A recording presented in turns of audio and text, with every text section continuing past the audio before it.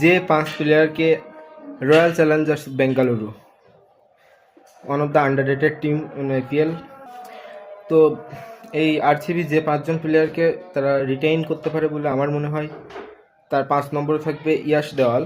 যদিও রিঙ্কু সিংয়ের কাছে 2023 সালে 5 ছক্কা খাওয়ার পর, অবশ্য তখন গুজরাট টিমে ছিল, গত বছর 2024 যে সিজনটা সে পার করেছে অসাধারণ বল করেছে, তো আমার মনে হয় সে অবশ্যই দলে থাকবে।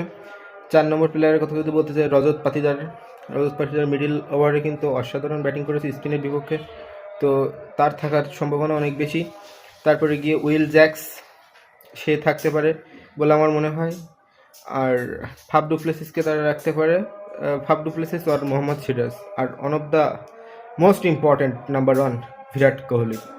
তো আপনাদের কার কার মনে হয় যে অন্য কোন প্লেয়ারকে তারা রাখতে পারে, অবশ্যই কমেন্টে জানাবেন। ধন্যবাদ সবাইকে।